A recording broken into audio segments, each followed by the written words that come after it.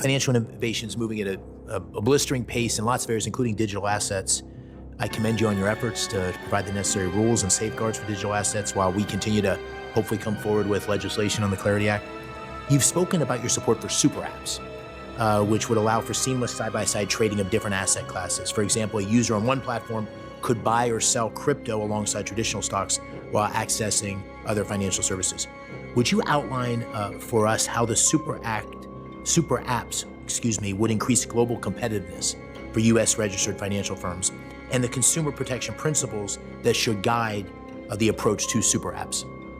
Oh, well, thank you. Well, it comes again back to harmonization with the CFTC. So here we have two agencies that should be very well knit together, and so that there are no gaps. And as the markets have evolved over the last 40 years, and where there are actors or market participants in both markets, futures and cash markets, it's really incumbent upon us to help make this as efficient for them as possible, so that they can compete effectively with foreign or other sorts of firms that were in other jurisdictions. They don't have a dichotomy as between a futures regulator and a cash markets regulator. So that's our goal, is to make it efficient from anywhere from cross margining and portfolio margining, to just what sort of medallion you need to do X, Y, and Z. So the more harmonized we are, the better and more efficient. Hello, everyone. Glad to be back with you with our panel, Rue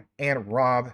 Crypto Future 99, Black Root Investing. Consider smashing the like. We have a lot that we're going to get into in today's video. Recent events, news headlines, and so on. The overall market will tie in so many things about the Clarity Act. Is it coming very soon, or is it just total BS? They're going to keep punting this further and further down, kicking the can down the road. So, what does it mean for a lot of real utility assets, crypto across the board? We will reference a lot of things. Ripple, a little bit of, believe it or not, IOTA in the documentation. So if this is right up your alley, please share it with others. Let's jump into it.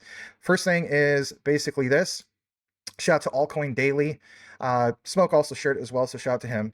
We see here, basically speaking, a few hours ago, you had Coinbase CEO and a particular United States Senator, right? You guys should recognize him. The Clarity Act is coming, hopefully by April. Well, we've been saying this for a while. We'll get some comments from our panel about this, but it was an interesting interview. We'll go ahead and play it, and we'll jump back here in just a brief bit. Here we go. What is the status of the market structure regulation that you famously blocked from passing a few weeks ago? Yeah, well, we're here meeting with crypto companies, bank representatives, and senators as well to see if we can get to a solution on market structure. And one of the big issues that did come up in the past was this idea of stablecoins on rewards. I wouldn't say we blocked it. In fact, nobody, I think, in the crypto space has been working harder on this over the last few years to try to get some legislation.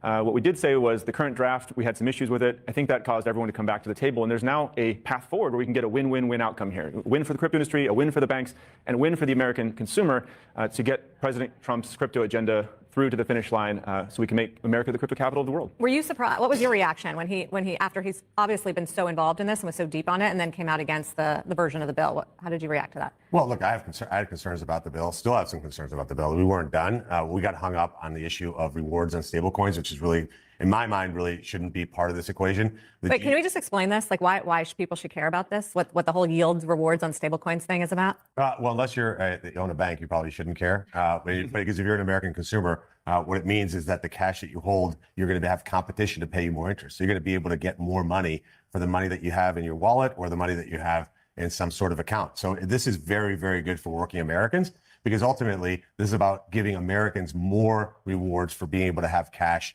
on reserve, be able to get paid quicker, be able to transact faster, democratize the financial systems. But we're going to get this bill across the finish line. But I would say when?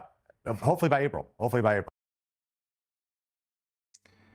Okay, so hopefully by April. Hopefully by April. All right, so one key thing I want to share before I have you guys chime in, because I know you got a lot that you want to share as well. Two key things. Number one, Brian Armstrong specifically mentioned rewards stablecoins. The other gentleman, rewards stablecoins. Guys, come on. We've just been covering this actually in some other outlines that we haven't released to the public yet, but we will be out on the lookout for that. Jeremy Allaire was recently at the World Economic Forum, talked literally just about some of these key things. One thing that screams out to all of us, because we cover it in our community, like Zebec Zebec has a lot when it comes to the crypto cards and the concept of rewards, but even Ripple does as well, right? We know about the whole thing, even with Uphold, there's a form of a yield there. Numerous platforms, right? It doesn't just end there. So it's interesting to see what may unfold here. We have some other updates we're going to get into, but definitely want to get some of you guys' insight about this. How do you feel about it? Is it going to be kicking the can down the road?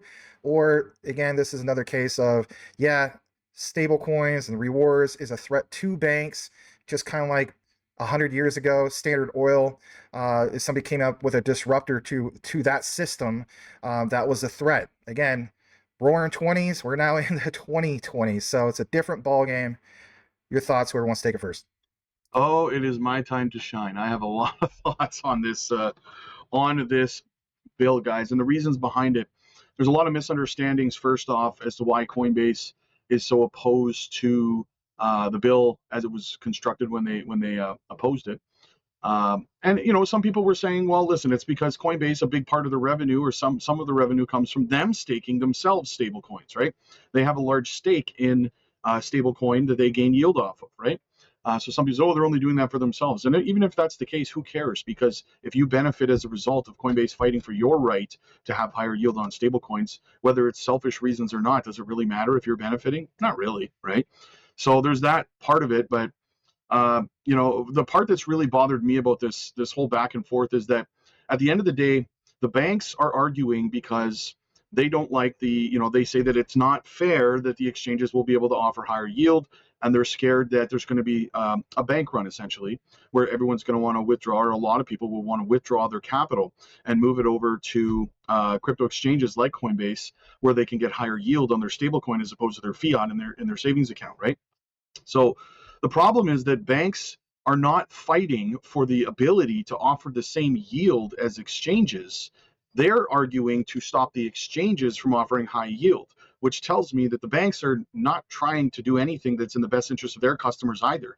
It would probably be a lot easier for this whole thing would be a lot easier, I would bet, if banks said, well, let us offer the same yield, 4%, whatever it is, and then it's fair across the board. But they don't want to do that because that cuts into their profit margin, right? They don't want you as the retail person, as the customer, making the yield. They want to make your yield for themselves, right?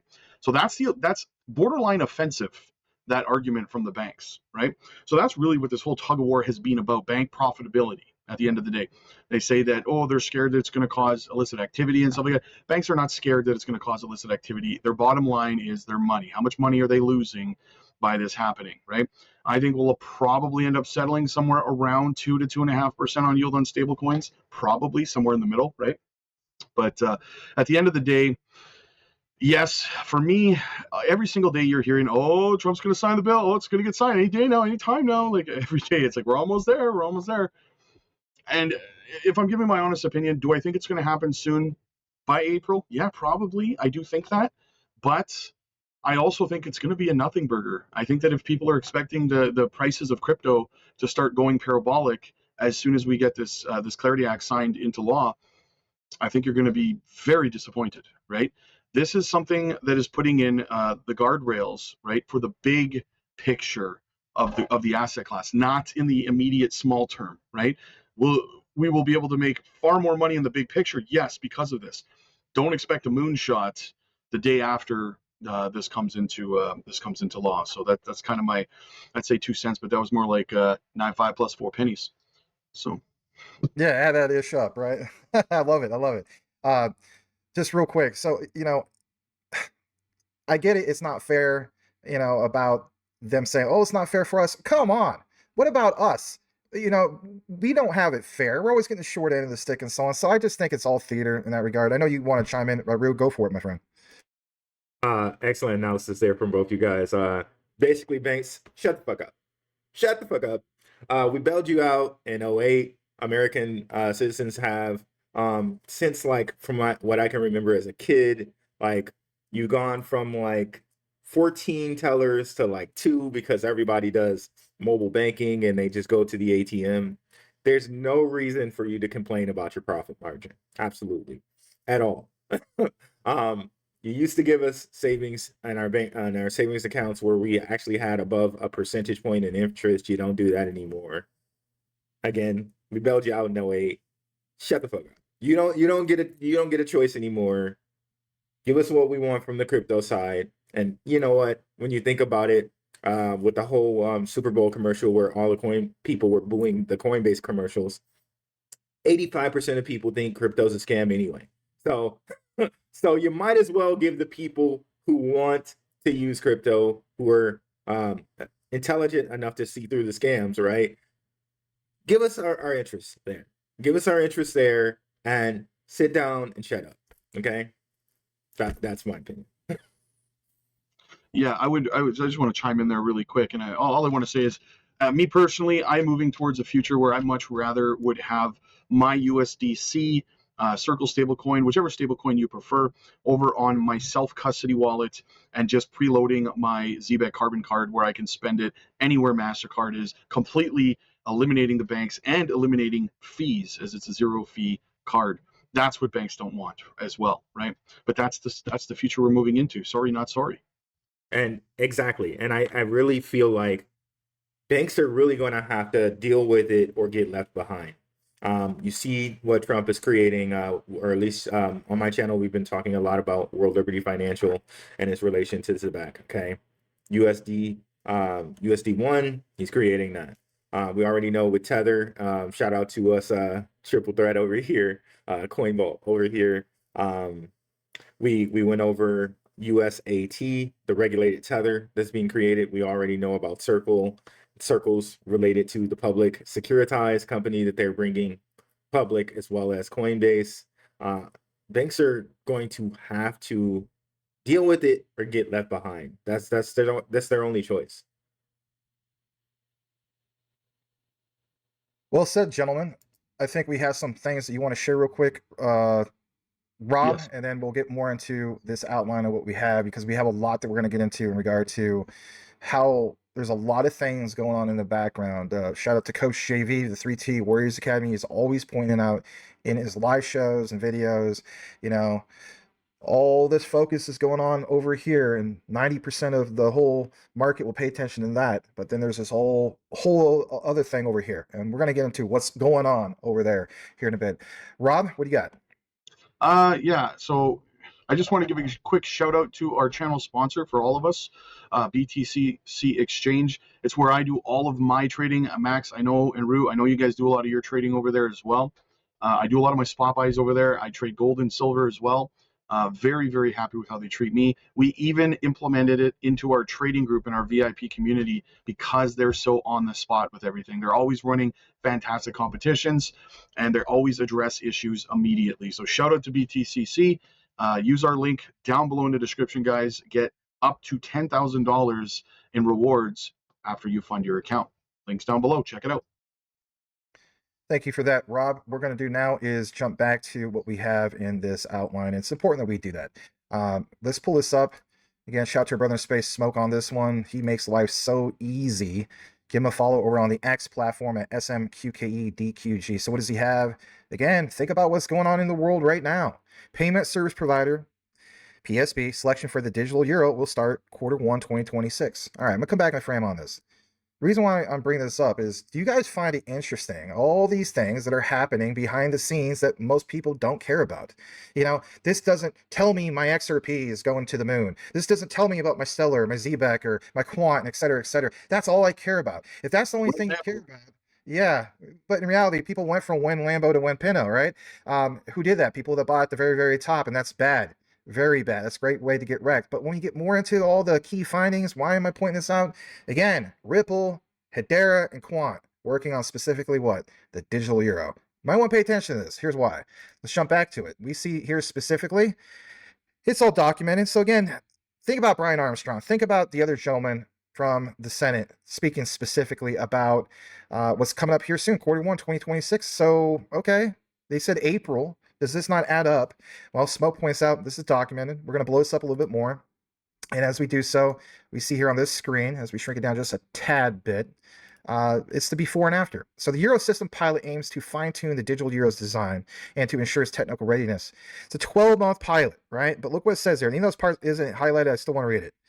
It starts the second half of 2027. I know we're just into 2026, but hear me out. Conducting a controlled Euro system environment involving real-world transactions. There's going to be a limited number of PSPs. Think about that itself. A limited number. Merchants and Euro system staff will participate, but the PSP selection will start in the first quarter of when? 2026. Now, again, is this a giant coincidence? I don't think it is, because apparently the objectives of the pilot is to test the readiness before the scaling up and prove that digital euro value proposition. All right, let's come back in the frame about this. We haven't released it to the public yet, and that's okay. It's going to be on that new channel, which you guys don't know much about that yet. You will. And we're really proud to share that with you guys. But getting back on topic, Rue, Rob, we shared some of this. We shared specifically how you had Jeremy Allaire, Circle, was highlighting some specific things. In fact, there was a gentleman who was the governor of the Bank of France, so Banque de France, and he specifically mentioned things like, we're going to have euro stable coins. All right, so while a lot of us in the United States are focused on the whole idea of, stable coins and yields and so on. Now you see this other thing. How will that affect, as far as the European economy, what they got going on, right? It's going to affect them profoundly, because they're going to be in the same boat that we're talking about right over here across the pond when it comes to yields, stable coins, et cetera, et cetera. We're going to get further into all this. We're going to talk about how Congress can only provide the durable legal framework that the crypto industry needs. It's going to be comprehensive breakdown like you've never seen before, broken down this way. But let's jump back to our panel. Whoever wants to take it, I want to get some of your thoughts on this, because again, everyone's focused in that direction, but there's a whole other thing going on, especially across the pond.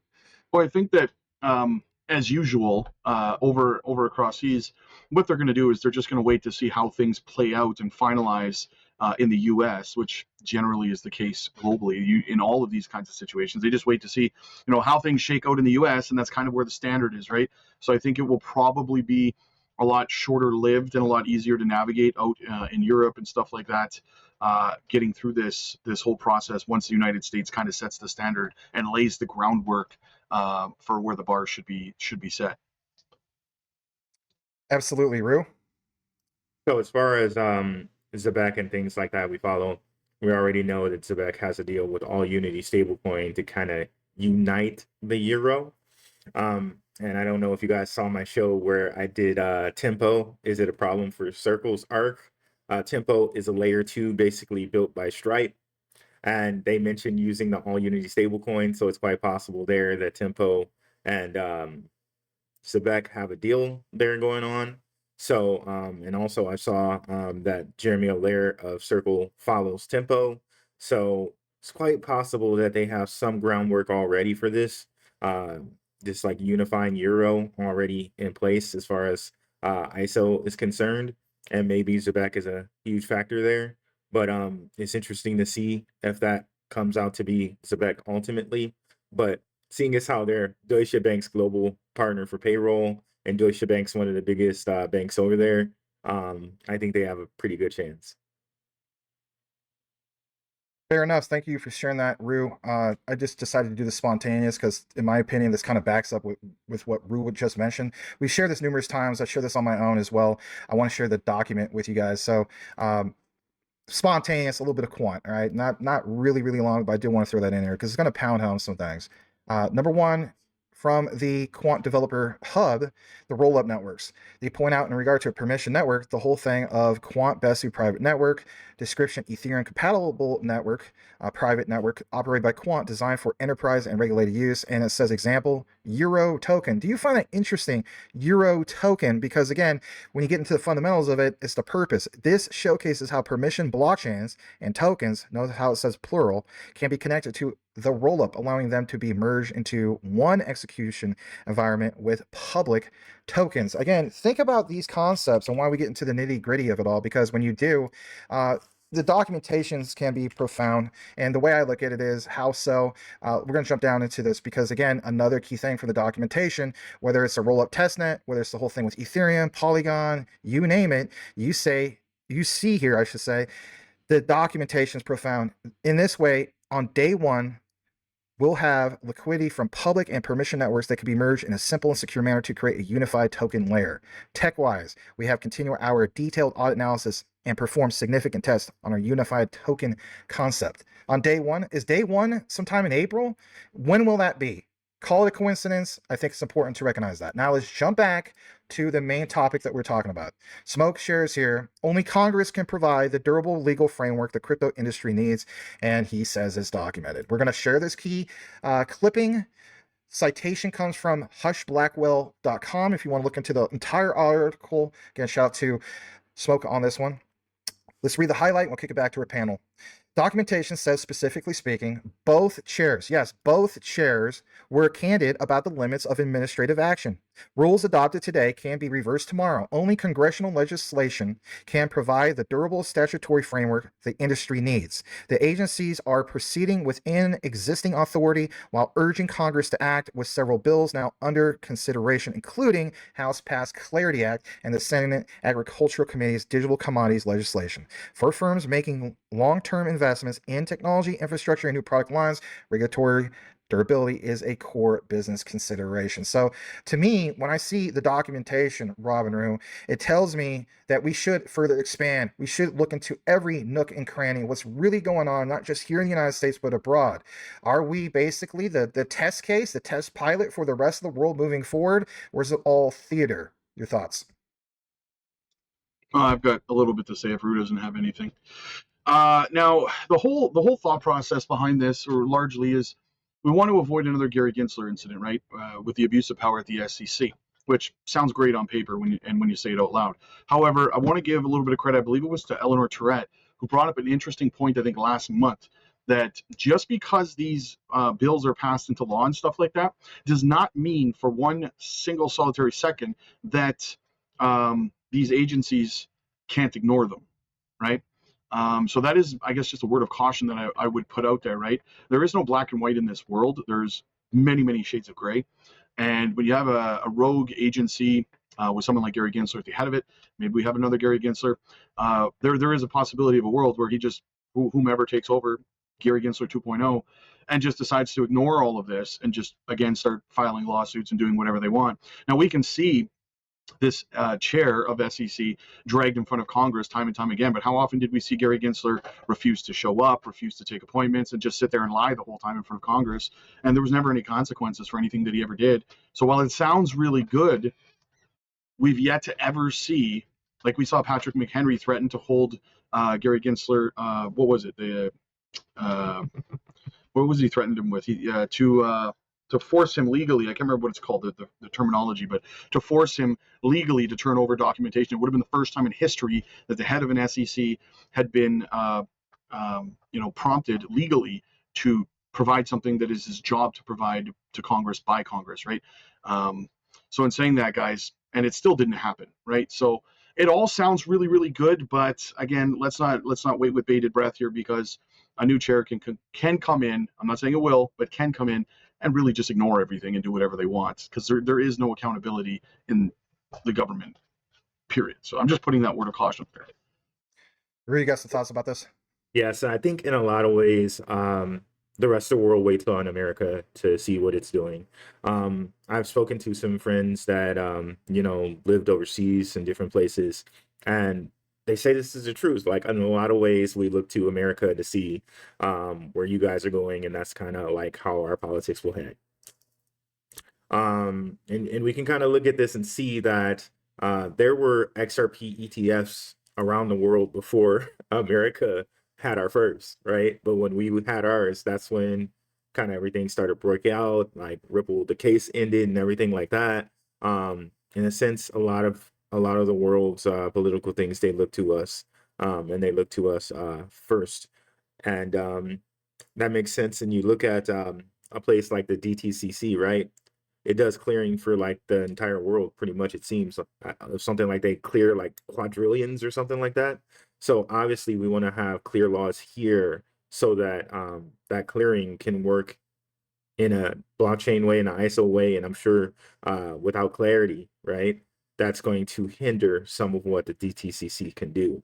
So yeah, I think, yeah, we are the center of we being America, of the political landscape around the world. Yeah, until we get clarity, let's just be honest, it's still, the Wild West. May not feel like it's the Wild West of crypto like you guys experienced back in 2021, Okay, fair enough. But slowly but surely, it seems as though areas of the world that seem really gung ho Wild West, right? You know, like your Celsiuses, if you will, and your FTXs and your Terra Lunas, and even a lot of the memes out there and so on, right? Like the on ramps, the off ramps, those will become some of the ghost towns, if you will. So let's give you guys the final connectors with this before we wrap it up. I think you'll appreciate it. Let's pull this up on the screen as well. Back to the topic of the driving factors. Don't want to get so super deep into all of the terminology here, but I will read this top part. Smoke points out ISO 222 is driving A2A payment shifts, plus regulators are betting the farm on the standard. Literally, it's mentioned betting the farm. That is interesting. Okay, so watch this. Where is he pulling some of this stuff up? Well, we'll start off with this particular visual, and I think, if anything, that should be big enough on the screen for now. We see here, if you're wondering what A2A stands for, it means account to account. So account to account payments are emerging as one of the most potent threats to the traditional credit card dominance. Again, think about why we mentioned some of these things like the Zebec card and some of these other ones, and again, the whole thing of yield, right? Well, this area says this shift is largely fueled by the global ISO 222 messaging standards, which enable data-rich communication between financial institutions. Again, we scaled up messaging when it comes to this, right? We now have enriched data with MX. MX, by definition, is ISO 222, and that allows 10,000 characters, I believe, to be transmitted. That's important. Now, watch this other thing. Where is Smoke pulling this information from? Well, basically speaking, as you see in the highlight, it mentions, meanwhile, many newer blockchain companies are exploring how distributed ledger technology can create an alternative network better suited to hosting machine payments. Think about this, guys. This is, in my opinion, pretty darn interesting. They include Ripple, IOTA, and MXC Foundation. And again, to see Ripple and IOTA highlighted, that's important. We cover projects like Jasmy, and these are Internet of Things, but I always feel as though IOTA, they don't get mentioned enough. So shout to IOTA on that one. It says there is no single global platform. I want to point that out. A lot of people feel as though, yeah, man, it's Canton, it's just XRP, and it's just going to be Stellar, or whatever. But again, there is no single global platform, neither in the IoT nor in the payments architecture. This is obviously going to hold back the market, but I think regulators, think about the terminology here, guys, are aware of this, which is why there is work being done on updating systems and betting the farm on things like ISO 222 payments messaging. Okay, so that's important. Before we jump back to our panel, I want to give you guys another brief update. And this is so important that I share this update. February 18th, okay? This is literally earlier today. Utah resolution introduced yesterday urges Congress to authorize banks to custody digital assets. Utah is formally asking the United States Congress and federal regulators to create one clear nationwide set of rules that would finally let traditional banks and credit unions hold and manage cryptocurrencies for their customers. I'll give honorable mention to Bank Social. I'll give honorable mention to Metallicus in that one, right? This is the same safe way they already hold stocks, bonds, and cash. Utah is sending a loud signal that even traditional finance folks know, or now I should say, want crypto to go mainstream under the American oversight. Again, the whole thing about, yes, pressures on the Clarity Act to pass. Here's the reference if you want to look into it. There was joint resolution regarding digital asset custody, 2026 general session. State of Utah, by the way, chief sponsor was John Hawkins. And again, the whole thing with the Senate sponsor. And then this other area you see here with the Utah HJR027. If you want to look it up, I'll just pull it up on a brief thing right here. But you see here, specifically speaking, if you go to buildtrack50.com, you can look into it further if that's your thing. And again, this was introduced just yesterday. And again, it's got to go from that to being in the committee, crossed over and passed. But again, now you're getting examples from states. More importantly, shout out to Rue and I, our neighbor to the north, Utah. So want to jump back to our panel. Guys, want to get your thoughts in regard to this, because now we do see the influx of individual states doing what they're doing. Go ahead. Okay, I guess I'll start. I want to show something here from Metallicus. You mentioned them as well. Let me share the screen. And this is a press release from a partnership, Metallicus and the land partner, to provide regulated stablecoin and digital asset infrastructure to financial institutions. This is August 5th, 2025. And if you scroll down, one of the things I have highlighted is to custody and service digital assets like BTC, ETH, XRP, USDC, as well as native assets from Metallicus platform, including Metal, XPR, XMD, Loan, and MTL directly from core operations. So this is something that they're really trying to push for. And Max is right when he includes Metallicus in this list, because they are actively pushing for it. And as I told you guys before, they've already done spaces with 2 active congressmen, Byron Donalds and Earl Buddy Carter. Okay. To the first point you had with the A to A payments, that was like, correct me if I'm wrong here, but I'm pretty sure the A to A payments are kind of the precursor to the X402 payments that we have, that Coinbase has now, that you can use the X402 protocol with these agentic AI. So, so we had the A to A payments, account to account payments, but now that we have the agentic AI, it's like further expanded, and that the agentic AI, if it has the permission, it can go out and act as your actual agent. And that word is purposeful, because think about like when you make an LLC or a corporation, they ask you like, will you have someone acting as an agent on your behalf? So these agents are literally going to act as people, as an entity that can buy, sell, and trade, right, money. So honestly, I think that's going to make a big change in this world, to have these agentic AI going around making these changes. Perhaps Zebec, through a company like Assure, sets up an agentic AI where they, do payroll for people. Again, maybe there's agentic AI that does the trading of carbon credits. All of these companies can really make use of an agentic AI to accelerate the velocity of payments and payroll. And I think that's the future we're headed to rapidly. Yeah, I agree. I think that makes it a lot more seamless and frictionless moving forward, a lot easier, a lot less of an issue. Some people complain about jobs and stuff like that, but you know what? That's the future we're moving into. And like Rue said the other day when we were making some videos, it is a multi-chain future, guys, and you're going to have to get used to it, right? Don't think that there's only going to be one winner, because that's just a narrative that's going to be a bad take over time. It's not going to age well. Speaking of aging well, this is the last thing. It'll only take a few seconds. Just in from Watcher Guru. Let's pull this up as well. This is good stuff. We see here, specifically speaking, reported, I think, roughly about a couple hours ago. And it is important to share this. All right. CFTC chair says regulation by enforcement against crypto is over. So think about everything, you guys, that we just shared today. The position of Coinbase, the position of Congress moving forward with potentially getting the Clarity Act sealed deal by April. Who knows, right? But we try to put the pieces together, and again, enforcement on it is over. Do you guys have any closing thoughts before we finally wrap it up? Fortune favors the bold, I suppose. Real? All good. Great show, guys. I think that one last thing I would say is just that another thing that was in the bill, and I won't make this long, it's just another thing in the bill was just that they also wanted to give more power to the SEC over crypto and less power to the CFTC, which to me is an oxymoron almost. It doesn't make any sense. Why would you give a securities agency primary regulatory control over commodities versus just growing out the CFTC and allowing them to oversee it? We live in a time now where maybe it's time we grow the CFTC out so that they can handle the digital asset space. The only thing that the SEC, in my opinion, should be overseeing is initial coin offerings and stuff like that.